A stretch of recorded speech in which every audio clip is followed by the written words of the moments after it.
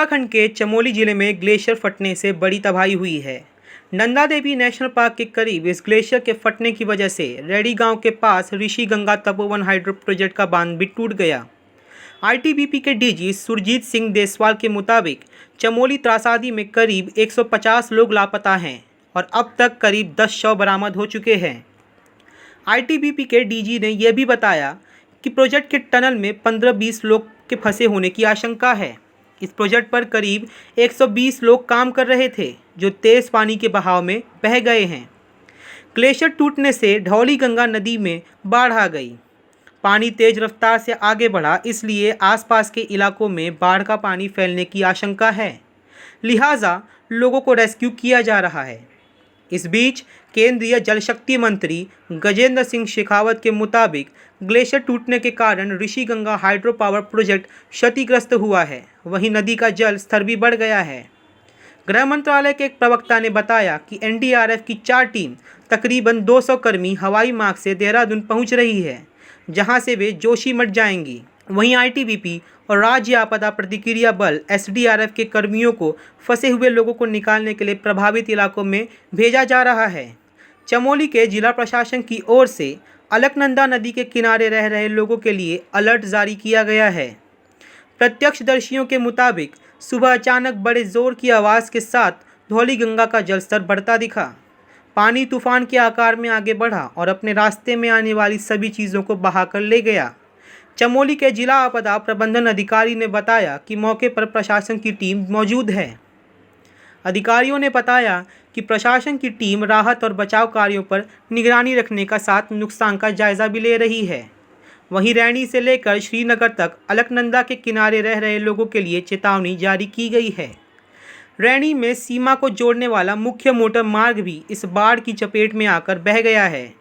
दूसरी ओर रैणी से जोशीमठ के बीच धौली गंगा पर नेशनल थर्मल पावर कॉरपोरेशन की तपोवन विष्णुगाड जल विद्युत परियोजना के बैराज स्थल के आसपास के इलाके में भी कुछ आवासीय भवन बाढ़ की चपेट में आकर बह गए हैं। ब्यूरो रिपोर्ट, राष्ट्रवाद न्यूज़।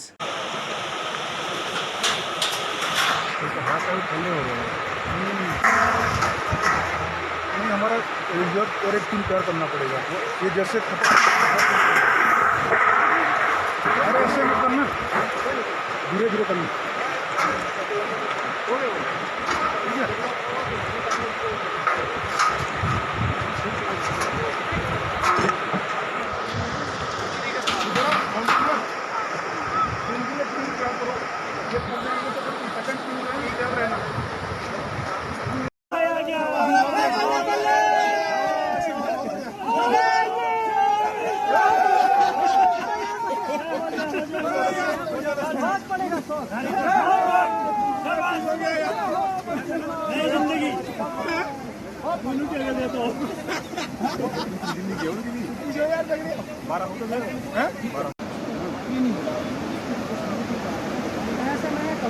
ये है ना, लेकिन एक छेद है ना, पकड़ते नहीं सकते। इधर कम अच्छा है ना, लेकिन वो छेद बन रहे हैं। हो गए क्यों आपको हाँ मैं को देखना पड़ा ना। हाँ अच्छी मत करना तो घेर हुआ है कहाँ गई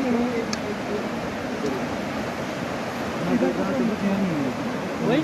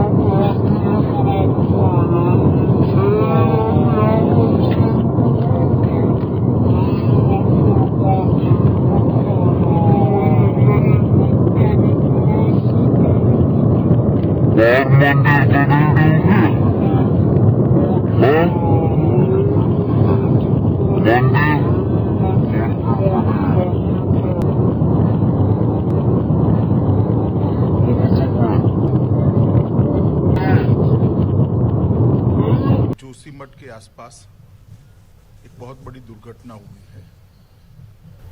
ग्लेशियर टूटने के कारण, पहाड़ नदी में गिरने के कारण पानी का बहाव बहुत बड़ा है। पहले ऋषिगंगा और बाद में अलकनंदा, वहां पर जलस्तर बढ़ने की शुरुआत हुई है।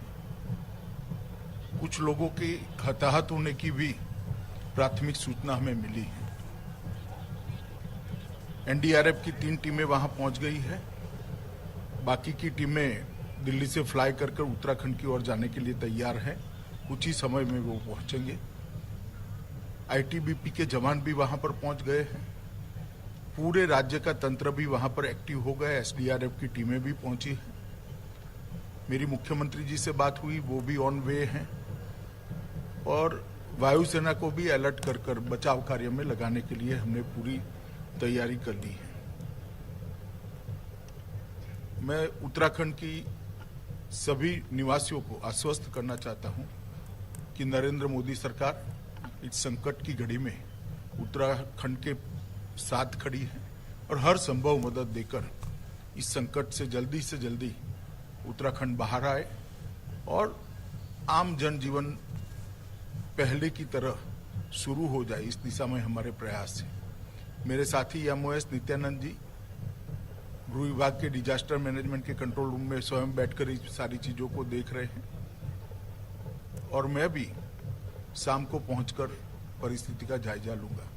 प्रधानमंत्री जी ने भी फोन पर पूछा कर एनडीआरएफ और गृह विभाग की टीम का मार्गदर्शन किया है और मुख्यमंत्री स्वयं मौके पर होने के कारण वहां की सारी परिस्थितियां तुरंत ही संज्ञान में आती हैं।